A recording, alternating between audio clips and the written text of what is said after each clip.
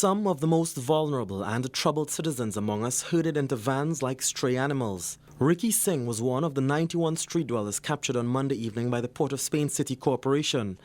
He tells us he was pardoned by a magistrate on Wednesday on a charge of loitering, but he recalls the horror of being stripped of his basic human rights. Well, they took me in the market down by St. Silas.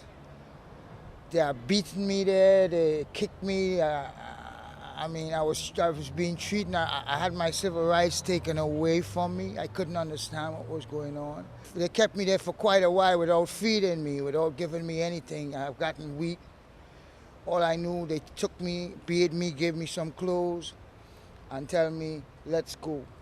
The question of how to deal with the homeless and dispossessed, especially here in the capital city, has always been a contentious one. In the past, there have been countless attempts to get the homeless off the streets and into facilities like this one here at Riverside Plaza in Port of Spain. But the question still remains, is this merely a cosmetic solution to the problem? You cannot take normal people, and some of these people who are vagrants may fall within that category, we don't know, and send them to a mental institution. That is an abuse of human rights. You actually picking a group of people who are defenseless, who are helpless, picking them up like baggages and throwing them into some little corner and saying, we are ridding the town of vagrants. That is not the answer.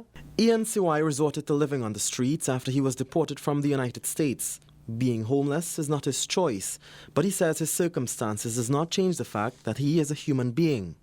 Just because I have nobody here, I don't mean I'm a vagrant or I'm less than anybody else. I'm a human being. I'm alive. I'm living.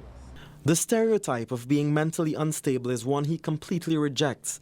He washes cars and hustles the streets to make money and provide for himself. Professor of Psychiatry Dr. Harry Mirage says some of these socially displaced citizens have homes and families to call their own, but they choose the freedom of the streets. The question is why. Some may even be normal and choose to live on the street because they enjoy it. Many of these men and women are now fearful of venturing back out into the streets for fear of being captured against their will. But when they are taken off the streets, what happens to these homeless people? Experts fear it's simply a revolving door where the homeless end up back on the streets sooner rather than later, and there is no medium to long-term plan to treat with these members of society. Dr. Mirage says there must be a plan to address the issue of vagrancy. He believes successive governments have failed to develop programs to deal with the eyesores among us. He recommends a more social approach to treating with vagrancy. It is inhumane, it is unkind to lock up people in psychiatric wards. The whole idea now with modern drugs is to get them back into the community where they can be treated within the community, near to their own community where they live, where they were born, and have them kept there and come to clinics and have extramural services where they can develop their own skills and ability.